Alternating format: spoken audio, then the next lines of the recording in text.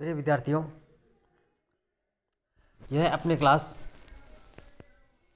BSc part first inorganic chemistry की है। तो विद्यार्थियों, आपको पता ही होगा हम लोगों ने इस चैप्टर में लगभग सारे चैप्टर कवर कर लिए हैं। अब हमारी फोर्थ यूनिट का लास्ट टॉपिक और फिफ्थ यूनिट कंप्लीट, ये दोनों पी ब्लॉक तत्व, पी ब्लॉक एलिमेंट्स की है। तो हमारा ये लास्ट चैप्टर बचा है पी ब्लॉक एलिमेंट्स। इसको हम लोग डिस्कशन करेंगे इस एक महीने में। तो आप लोगों से मेरा निवेदन, मेरा आग्रह, आप वीडियो को अच्छी तरीके से सुने, उनको समझें और पीडीएफ की सहायता से नोट्स भी बनाएं और असाइनमेंट भी याद करके लिखें।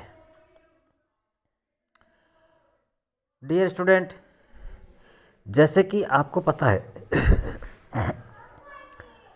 पी ब्लॉक के तत्व आवर्त सारणी के अंदर, जैसे कि आपको ये आवर्त सारणी दी गई है, ये वाली,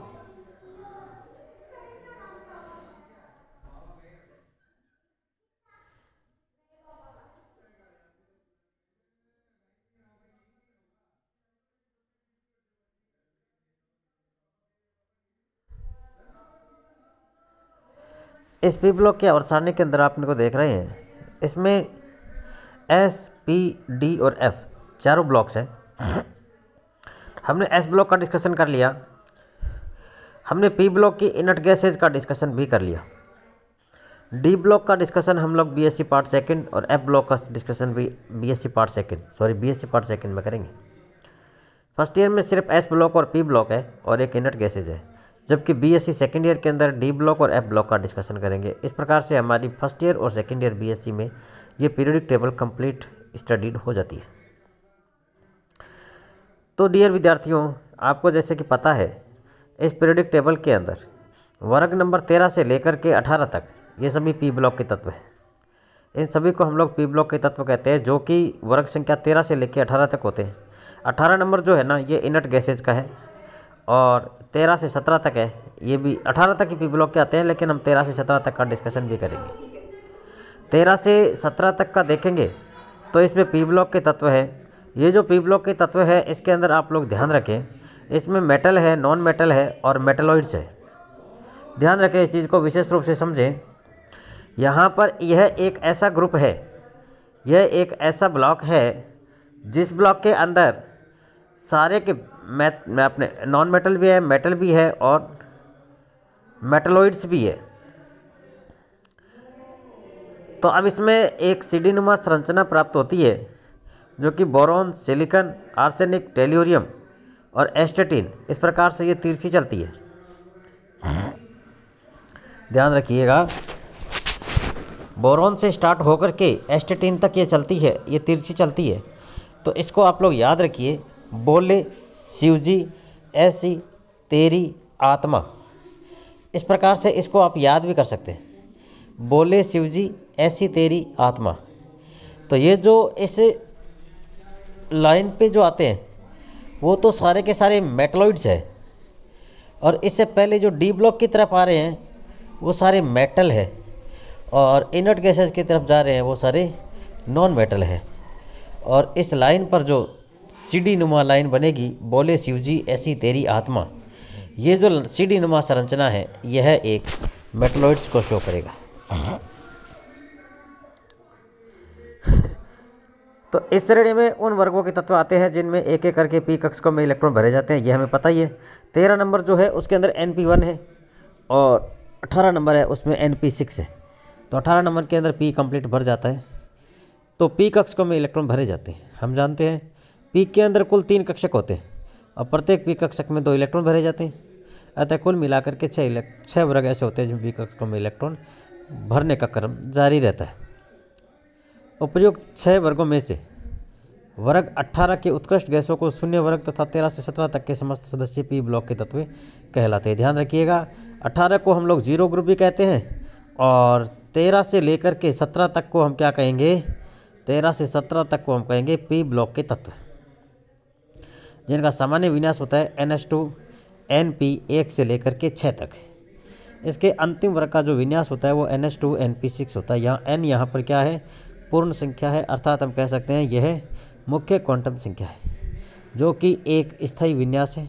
इस विन्यास वाली गैसें अक्रियाशील होती हैं जिन्हें अक्रिय अथवा उत्कृष्ट गैसें कहते हैं, जो कि 18 नंबर या 0 ग्रुप अर्थात उत्कृष्ट गैस वाला ग्रुप है। इन गैसों के विशिष्ट विन्यास तथा स्थायित्व के कारण इनका अध्ययन पृथक रूप से किया जाता है, जो कि हमने स्टडीड इसका कर भी लिया। अब हम बात करेंगे इनकी कंपैरेटिव स्टडीज़ पी ब्लॉक्स के एलिमेंट्स की, जिसमें से बात करें सबसे पहले इलेक्ट्रॉनिक कॉन्फ़िगरेशंस का। पी ब्लॉक तत्वों में क्रमशः पी ब्लॉक कक्षकों में इलेक्ट्रॉन भरते जाते हैं, यह हमें पता है। इस समूह के विभिन्न तत्वों के इलेक्ट्रॉनिक विन्यास आगे टेबल में भी दिए जा रहे हैं। यदि किसी आयन का इलेक्ट्रॉन विन्यास लिखना है तो उस पर कितने धनावेश हों, उनके बाह्यतम इलेक्ट्रॉन्स को कम करके लिखते हैं, ठीक है।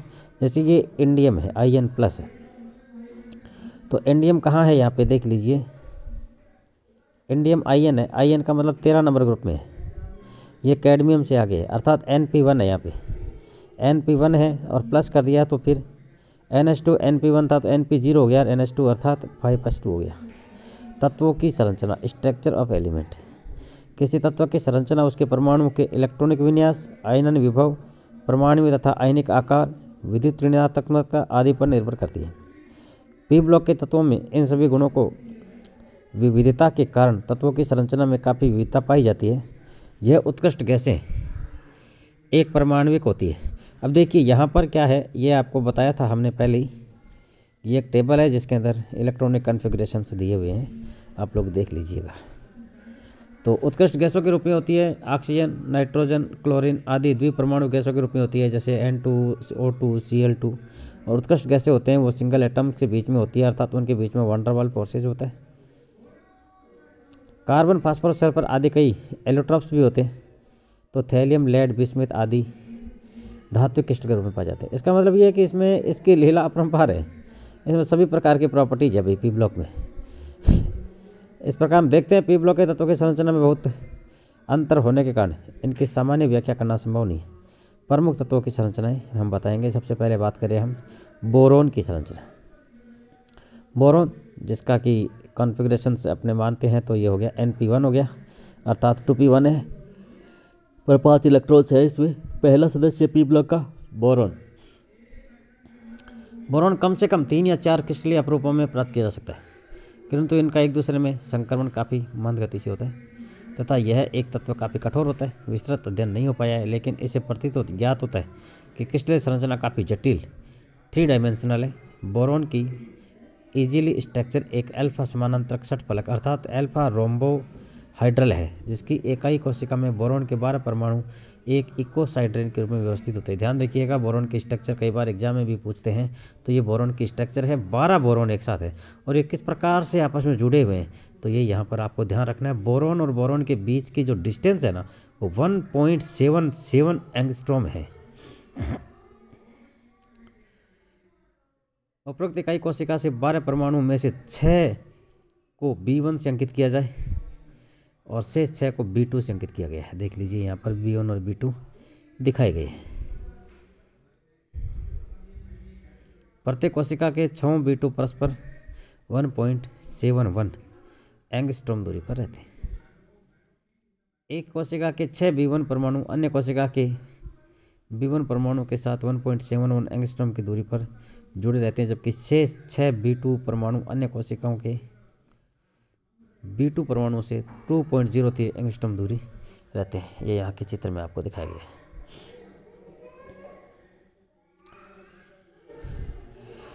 इस प्रकार का एक त्रिविमीय क्रिस्टल बन जाता है। इस त्रिविमीय संरचना को द्विविमीय कागज पर उतारना संभव नहीं है। 3D को 2D पे नहीं बता सकते हैं।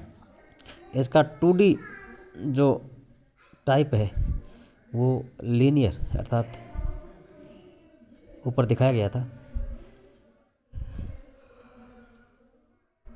B2 परमाणु अन्य कोशिकाओं के B2 परमाणु के साथ जुड़े गए। अब बात करें हम कार्बन की, तो डियर स्टूडेंट्स, कार्बन के बारे में आप लोगों ने डिस्कशन किया भी है। कार्बन भी अलग अलग अपने अपरूपों में पाया जाता है, जिसमें कुछ की बात हम यहाँ करेंगे, जैसे हीरा और ग्रेफाइट।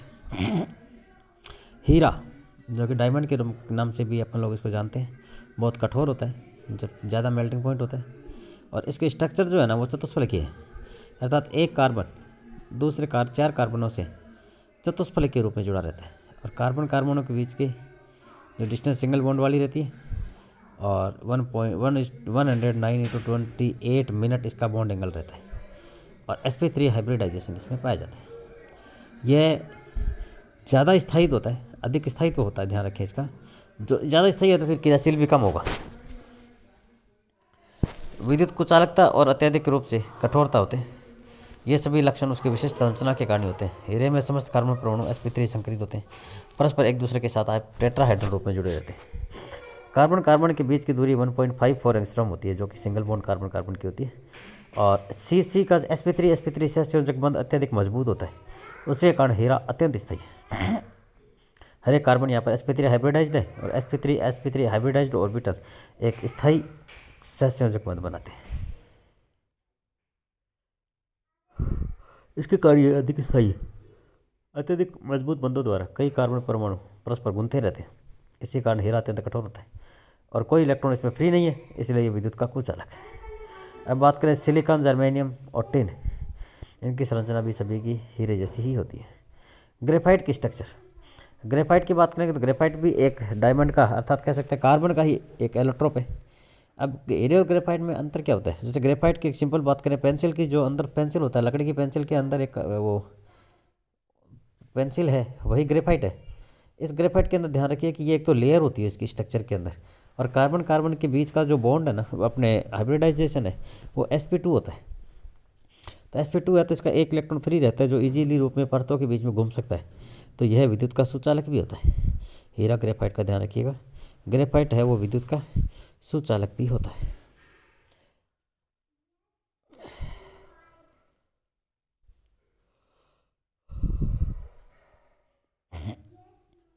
अब ये ग्रेफाइट की स्ट्रक्चर आपके सामने दी गई है। यहाँ पे देखिए लेयर है, 1 2 3 लेयर दिखाई गई है। अब इन लेयर्स के बीच की जो डिस्टेंस है 3.40 1.340 है, और कार्बन के बीच की जो डिस्टेंस है 1.42 है। एक लेयर से दूसरे लेयर के बीच की डिस्टेंस 3.40 और कार्बन के बीच की बॉन्ड लेंथ है 1.42। तो sp2 हाइब्रिडाइजेशन है, तो s1 2p अर्थात एक कार्बन का इलेक्ट्रॉन है वो फ्री रहता है, जो इनके जो परतें हैं इनके बीच में ये घूमता रहता है, अर्थात ये विद्युत का सुचालक है। अब हम इन दोनों का तुलनात्मक अध्ययन करें।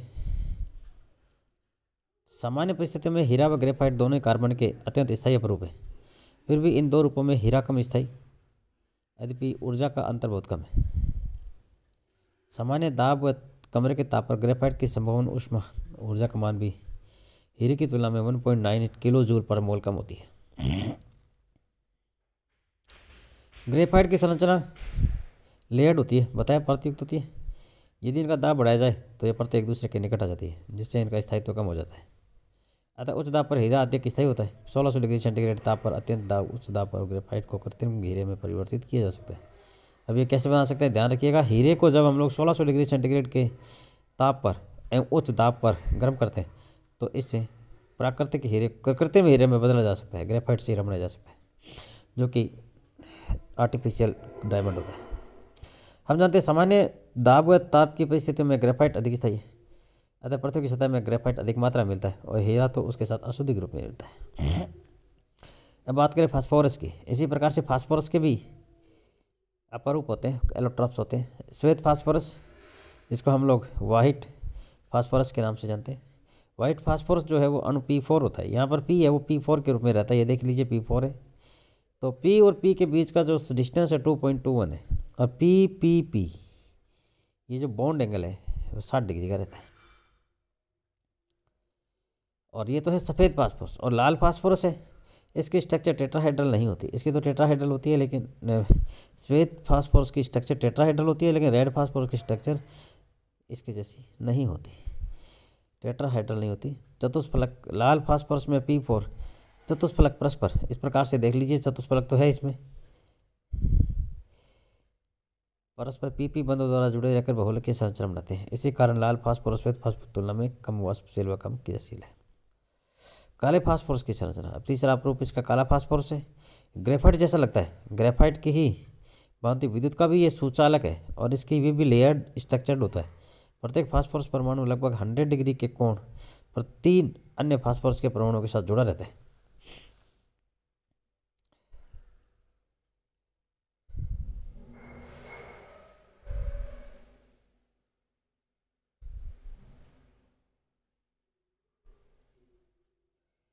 तो ये काले फास्फोरस की संरचना है। ऑक्सीजन की संरचना भी इसी प्रकार से आपने केमिकल बॉन्डिंग के अंदर देखी है। गंधक की संरचना भी आपको पता है, मोनोक्लिनिक और रोम्बिक 2 प्रकार के गंधक होते हैं और ये भी इस प्रकार की स्ट्रक्चर है जैसा कि चित्र में हमें दिखाई दे रहा है। और परमाणु आयनिक त्रिज्या, तत्वों की परमाणुक त्रिज्या को सैद्धांतिक त्रिज्या के रूप में प्रदर्शित किया जा सकता है। किसी परमाणु के नाभिक तथा आयतन कक्षक के मध्य की दूरी को परमाणुक त्रिज्या कहते हैं। परमाणुक त्रिज्या वस्तुतः सैद्धांतिक त्रिज्या होती है। किसी तत्व की परमाणुक त्रिज्या 2 बातों पर निर्भर करती है, मुख्य क्वांटम संख्या और एक बात होती है उसी मुख्य क्वांटम संख्या के उपस्थित इलेक्ट्रॉनों की संख्या। तो पता ही है मेरी इस बात का, तो आपको पता ही है मुख्य क्वांटम संख्या बढ़ती है तो आयनिक त्रिज्या बढ़ती है और उसी के अंदर यदि इलेक्ट्रॉन जुड़ते जाते हैं प्रभावी नाभिक का व्यास बढ़ेगा तो त्रिज्या घटेगी। तो इस प्रकार से ये इसके प्रॉपर्टीज है, ये भी आप लोग देख लीजिएगा।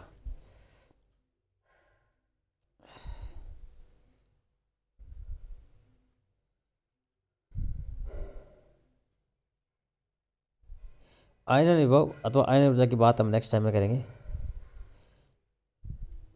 आपका बहुत बहुत धन्यवाद।